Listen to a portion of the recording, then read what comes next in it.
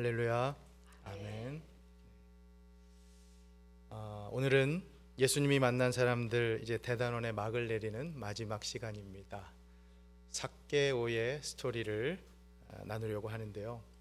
오늘 말씀 안에도 이 복음의 정수가 아주 듬뿍 담겨 있습니다. 그래서 많은 사실 신학자들은 이 삭개오 사건이야말로 예수님의 구원 사역의 의미를 아주 임팩트 있게 요약 잘한 사건이라고 그렇게 인정을 하는데요. 그래서 오늘 본문의 가장 마지막 절인 10절 말씀이 주제절이라고, 더 나아가 누가복음 전체의 주제절이라고 그렇게 얘기들을 합니다. 10절 말씀을 다시 한번 보시겠습니까? 인자가 온 것은 잃어버린 자를 찾아 구원하려 함이니라. 아멘. 여러분 지금까지 사시면서 물건 잃어버린 경험 다 있으시죠? 예. 저도 오늘 말씀 준비하면서 좀 돌아보니까 참 뭘 많이 잃어버렸더라고요. 예. 가장 흔한 게 우산, 예. 그리고 이제 겨울철에는 목도리, 장갑, 그렇죠? 자동차 키까지 심지어 뭐 많은 것을 잃어버리고 살았더라고요. 제 경우에는 보니까 도로 찾은 게 거의 없었어요. 찾았으면은 그 찾은 기쁨이 컸을 텐데. 여러분 어떠십니까? 그렇잖아요. 그 잃어버린 물건이 소중하게 여겨지면 여겨질수록 다시 찾았을 때 얼마나 기쁨이 큽니까? 그렇죠. 여러분 바로 이겁니다. 10절의 말씀, 본문의 주제, 삭개오 스토리의 주제, 아니 누가복음 전체의 주제, 아니 성경 전체의 주제가 바로 이겁니다. 잃어버린 자를 찾아오신 예수님, 바로 여러분과 저를 찾아 구원하시기 위해 이 땅에 오신 예수님, 그 예수님으로 인해 예수님만 기쁘신 것이 아니라 바로 우리도 기쁨을 누리며 살아갈 수 있게 되었다는 것이죠. 이게 바로 오늘 말씀의 주제입니다. 자, 그럼 이 복음의 핵심, 이 말씀, 오늘 말씀 안에 그것이 어떻게 녹아져 있는지 그것을 좀 말씀을 하나하나 풀어나가면서 확인해 보도록 하겠습니다. 1절과 2절을 먼저 보시죠. 예수께서 여리고로 들어가 지나가시더라. 삭개오라 이름하는 자가 있으니 세리장이요 또한 부자라. 여기 보면 주인공을 설명하는데 이름이 삭개오입니다. 흥미로운 것이 여러분 그 삭개오 그 이름의 뜻입니다. 삭개오라는 뜻은 순수한 자, 정결한 자, 깨끗한 자라는 뜻입니다. 영어로는 clean, pure 이런 뜻이에요. 그러니까 자기 인생과는 정반대되는, 이름과는 반대되는 삶을 살았죠. 왜냐하면 삭개오의 직업은 세리 아닙니까? 세리라고 하는 것은 그 당시에 거의 창기와 같은 급의 죄인으로 취급되었던 부류였습니다. 그러니 그 로마 제국에 빌붙어서 동족을 못 살게 군 팔아먹는 그런 부류로 여겨졌으니 자신의 이름과는 전혀 다른 삶을 살았다고도 볼 수 있죠. 제 생각인데요, 삭개오 입장에서 보면 여러분 매번 자신의 이름이 불려질 때마다 굉장히 이 마음 안에서 엄청난 소용돌이가 있었을 것 같아요. 묘한 기분, 이런 거예요. 만약에 제 이름이 이찬우가 아니라 이순수, 이정결이라고 하면 좀 과한 설정인가요? 만약에 제 이름이 이순수라고 하면 누군가 제 이름을 부를 때 순수야, 이정결 목사님, 그럴 때마다 제 실제 삶은 그렇게 살아가지 못하는 것을 확인하고 그렇게 느껴질 때마다 얼마나 이 안에서 자괴감이 들고 내적인 갈등이 있었겠어요. 그 이름값도 제대로 해 가지 못한다고 하는 그 심정, 삭개오가 그렇게 살았을 것 같다는 것이죠. 놀라운 것은 그렇게 죄인 취급받던 삭개오를 예수님께서 친히 먼저 찾아와 주셨다고 하는 것이죠. 비난의 대상이었던 세리여, 나라 잃은 것도 서러운데 같은 민족의 피를 빨아먹는 것으로 여겨졌던 아주 그 불의한 사람의 대명사로 여겨졌던 이 삭개오를 예수님 찾아오십니다. 여러분, 왜 한국도 일제시대 얘기하시면서 많은 분들이 얘기하기를 조선 사람들을 못 살게 굴었던 일본 사람이 문제이기도 했지만 힘들었지만 오히려 조선 사람 중에서 그 일본의 앞잡이 노릇을 했던 분들이 더 힘들었다고 많은 분들이 얘기하시잖아요. 삭개오가 그랬던 것입니다. 그는 로마뿐만 아니라 같은 동족으로부터 모든 이들로부터 배척당하는, 오늘 본문의 표현대로라고 하면 잃어버린 자의 대표격으로 불릴 만한 사람이었어요. 하나님께서, 예수님께서 그런 삭개오를 먼저 찾아와 만나주시고 구원의 길로 초대하고 계시다고 하는 것이죠. 그런 여러분, 여기서 귀중한 교훈이 하나 발견됩니다. 예수님께서는 신실하고 성실한 사람만 찾아와 만나주시는 게 아닙니다. 예수님께서는 삭개오처럼 많은 이들로부터 배척당하고 그렇게 억울하고 힘들게 살아가는 영혼들, 잃어버린 영혼들까지도 친히 찾아와 만나주시고 구원해 주시는 분이시라고 하는 것이죠. 여러분, 여기에 은혜가 있지 않습니까? 죄인 중에 괴수 같은 나 같은 사람도 예수님께서 찾아와 구원해 주셨다고 하는 것. 자, 이 큰 교훈 아래 오늘 말씀 가운데 여러분들과 두 가지 교훈을 조금 더 나눠보려고 합니다. 하나는 예수님의 시각에서, 그리고 다른 하나는 삭개오의 시각에서 둘의 만남을 서로 어떻게 준비하고 이해했는가, 이제 이 관점에서 주시는 교훈을 좀 나눠보려고 합니다. 첫 번째, 삭개오의 시각입니다. 3절과 4절 말씀을 좀 보십시오. 그가 예수께서 어떠한 사람인가 하여 보고자 하되 키가 작고 사람이 많아 할 수 없어 앞으로 달려가서 보기 위하여 돌 무화과 나무에 올라가니 이는 예수께서 그리로 지나가시게 됨이러라. 아멘. 여러분, 삭개오가 잘생겼다 못생겼다 이거는 성경에 나오지 않지만 여기서 신체상으로 한 가지 나오는 것은 키가 작습니다. 우리 많은 남성분들이 이 키가 사실은 고민거리라고 내놓으시는 분들이 있으시긴 한데 삭개오도 평생 그게 아마 고민이었을지 몰라요. 키가 작으니까 사람들은 많고 어떻게 합니까? 예수님을 볼 수 없어서 결국 나무 위로 올라갑니다. 우리 개역개정에는 돌 무화과 나무라고 되어 있지만 사실 옛날 성경에는 뽕나무라고 되어 있었죠. 그렇죠? 그래서 큰 나무도 아니에요. 그럼에도 불구하고 예수님을 어떻게든 보기 위해서 그 나무 위로 올라갑니다. 얼마나 그 마음이 간절했으면 그렇겠어요. 짐작컨대 여러분, 삭개오의 마음은 그만큼 간절하고 가난했습니다. 갈급했어요. 그는 분명 엄청난 부와 재물을 가졌음에도 불구하고 행복한 삶을 살아갔다고 볼 수가 없는 것이죠. 많은 이들로부터 배척당하고 동족으로까지, 유대인으로부터까지도 배척당하는, 얼마나 불행했어요. 그러니 그 영적인 목마름을 해결하기 위해서 지금 예수 그리스도라고 하는 우물을 간절히 찾아 나서게 된 것입니다. 여러분, 여기 삭개오가 세리장의 부자라고 되어 있지 않습니까? 이거는 힘이 있었다는 얘기예요. 권력이 있었다는 얘기입니다. 그렇잖아요. 권력이라고 하는 거, 철학자 니체는 인간이 생존하는 가장 중요한 의지가 권력에 대한 의지, will to power라고 하는 말을 했어요. 이게 무슨 말이냐면 권력은 정치인들만 탐하는 것이 아니라 인간이 이룬 공동체라면 그 어떤 공동체에서든지 간에 권력, 힘을 바라는 그 의지가 다 드러난다는 것이죠. 심지어 교회 안에서도 그럴 수가 있다는 겁니다. 하지만 그 권력도 삭개오를 행복하게 하지는 못했습니다. 권력으로도 행복을 사지는 못했습니다. 그러니 자기의 동네를 지나가는 그 낯선 청년 예수님을 어떻게든 만나서 간절히 그분을 통해서 영적인 목마름을 해결하려고 했던 것이 바로 여기 삭개오의 모습이라고 하는 것이죠. 사랑하는 여러분, 바로 이 가난함, 갈급함, 이 간절함이 저는 우리 신앙의 핵심이라고 믿습니다. 오늘 이 예배 자리에 나오신 여러분, 그 간절함과 갈급함으로 나아오신 줄로 믿습니다.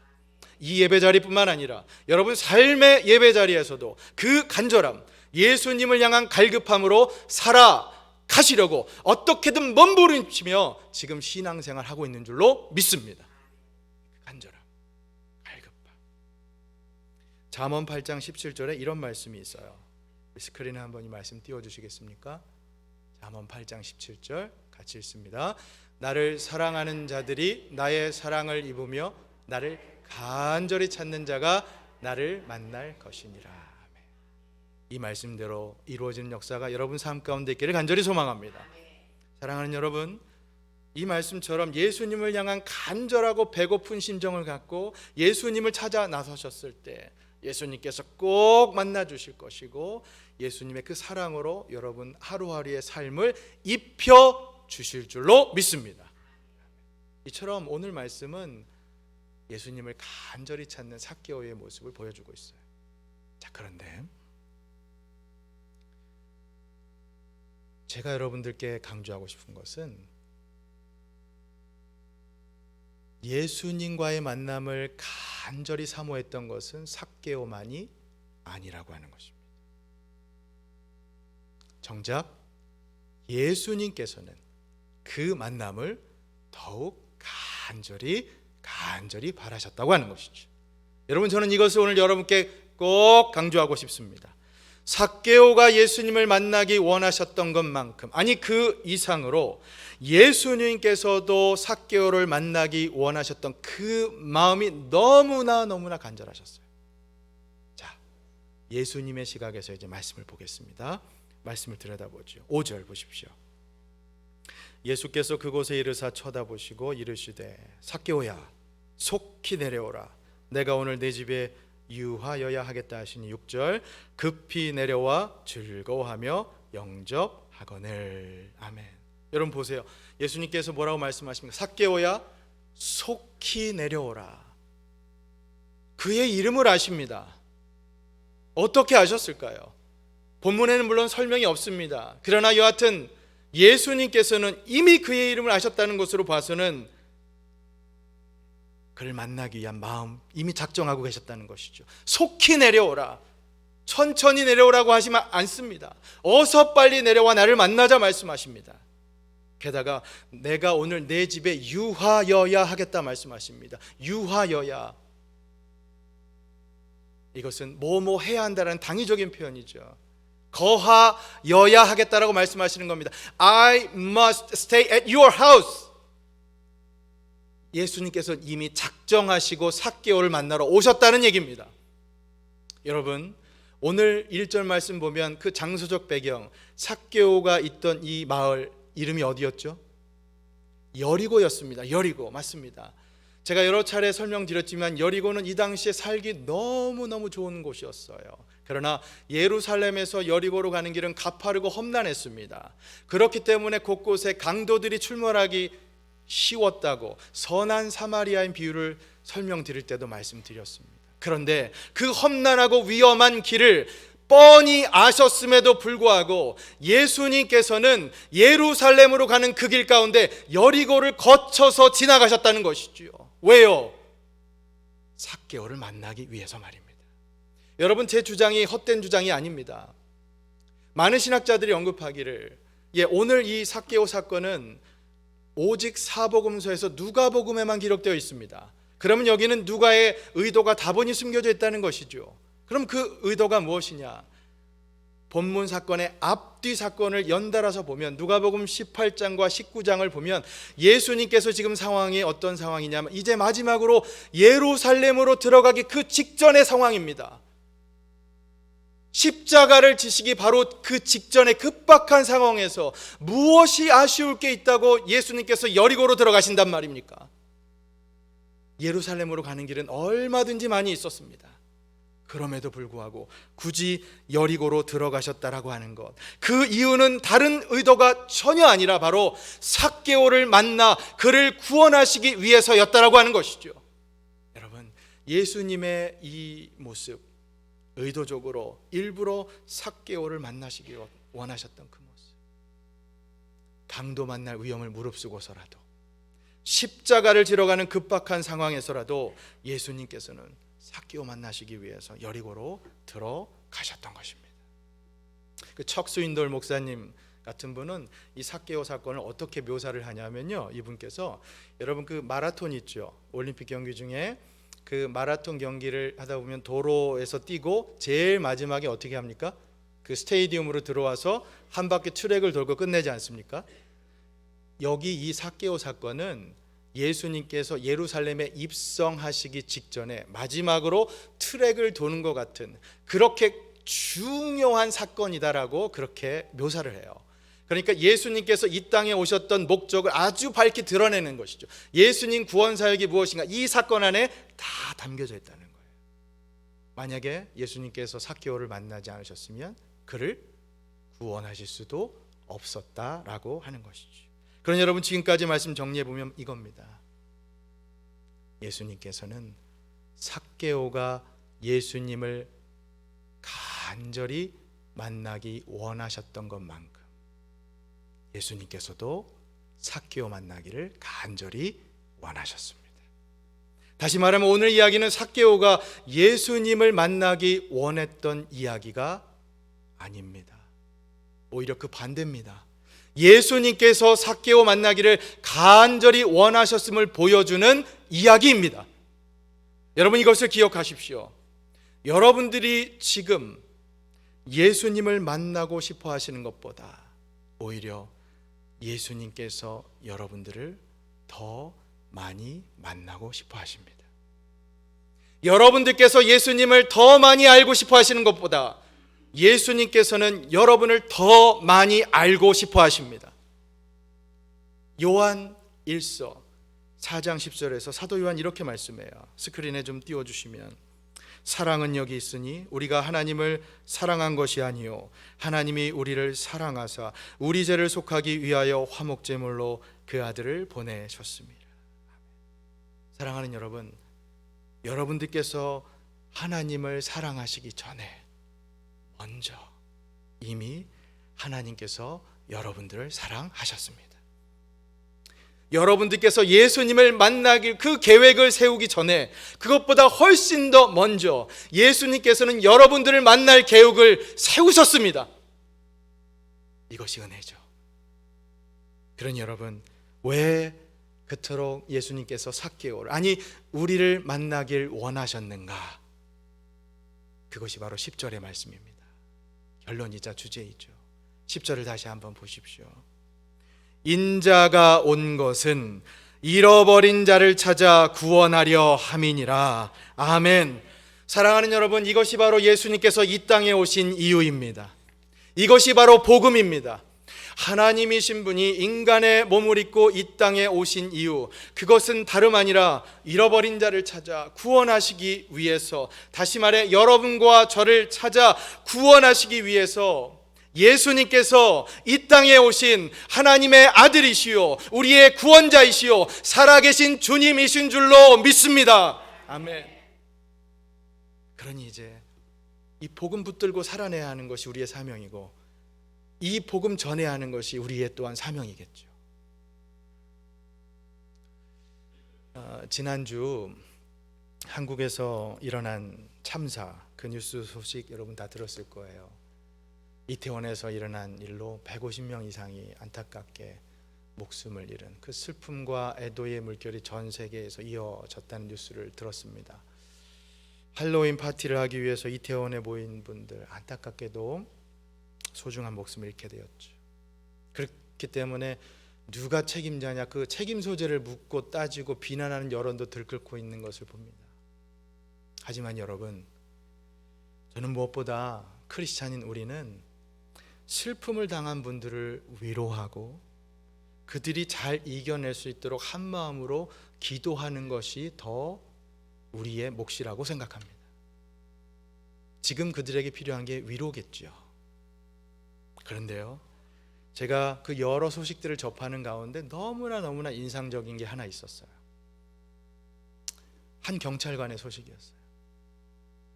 어떻게든 그 시민들의 목숨을 한 사람이라도 더 살려보고자 안간힘을 써가면서 그 현장에서 사람들을 저항하고 막고 그렇게 애썼던 한 경찰관의 소식 뉴스로 접했습니다. 제발 도와주세요. 사람들이 죽고 있어. 제발 돌아가세요. 확성기도 갖고 가지 않은 채 목이 쉴 정도로 외쳐대면서 그렇게 사람들을 돌려보냈던 한 경찰관의 소식이 있었어요. 아마 여러분 구글링에서 이태원 경찰관 하면 그 뉴스가 뜰 겁니다. 여러분, 저는 이 경찰관 모습을 보면서 언젠가 제가 설교 중에 한번 예화로 소개했던 9.11 테러, 9/11 테러 가운데 뉴욕 맨하튼에서 자신의 목숨을 아까워하지 않고 자기 생명을 걸면서까지 사람, 무고한 시민들 생명을 구하기 위해서 그 무너져가는 빌딩 숲, 그 잿더미 불구덩이 속으로 뛰어들어가면서 사람들을 피신시켰던 뉴욕 경찰관, 소방관들의 모습이 떠올려졌습니다. 그때 그들도 외쳤죠. Run! Run for your life! 뛰어가세요. 도망가세요. 돌아가세요. 살려면 돌아가십시오.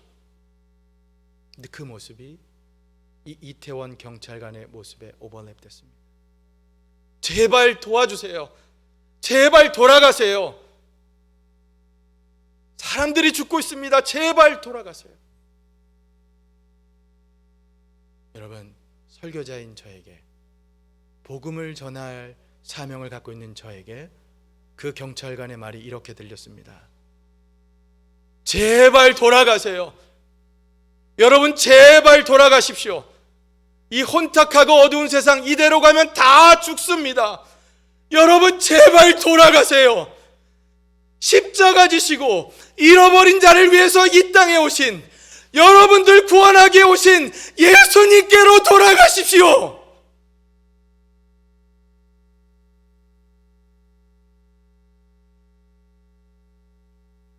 여러분, 예수님께서 이 땅에 오신 이유가 다른 게 아닙니다. 잃어버린 자 같은 나 같은 죄인 살리시기 위해서 친히 찾아와 구원하신 그 예수 그리스도의 복음을 전하는 것이 바로 오늘 우리가 살아가야 할 사명인 줄로 믿으시기를 바랍니다. 여러분, 저는 지금까지 무려 17번에 걸쳐서 예수님이 만난 사람들 이 설교 시리즈를 하면서 다른 거 전하지 않았습니다. 복음 전했습니다. 주제는 심플합니다. 여러분, 예수님께로 돌아가십시오. 여러분, 예수님께로 도망가십시오. 여러분들이 살 유일한 길은 바로 예수님밖에 없으심을 믿고 살아가십시오. 우리를 살리시기 위해서, 잃어버린 자 같은 우리를 구원하시기 위해서 예수님 스스로가 십자가에서 외치셨지만, 아니, 이제 우리도 복음 대신 예수 그리스도를 외치며 그렇게 전하며 살아가야 할 줄로 믿습니다. 여러분, 저는 오늘 말씀 준비하면서 가장 은혜가 되었던 대목이 뭐냐 하면, 예수님께서는 삭개오를 향해서 죄인이라고 하는 말 한마디도 안 하셨어요. 오히려 잃어버린 자로 부르십니다. 사람들은 삭개오를 향해 손가락질하면서 저 죄인 봐라, 죄인 봐라 그렇게 조롱하고 야유했지만, 예수님께서는 삭개오를 향해 잃어버린 자로 불러주십니다.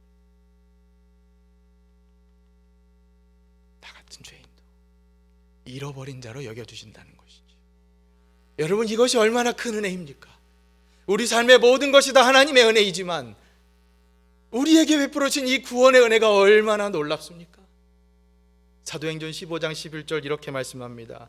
그러나 우리는 그들이 우리와 동일하게 주 예수의 은혜로 구원받은 줄을 믿노라 하니라. 아멘. 로마서 3장 24절 이렇게 말씀합니다. 스크린에 한번 띄워주시죠. 그리스도 예수 안에 있는 속량으로 말미암아 하나님의 은혜로 값없이 의롭다 하심을 얻은 자 되었느니라. 아멘.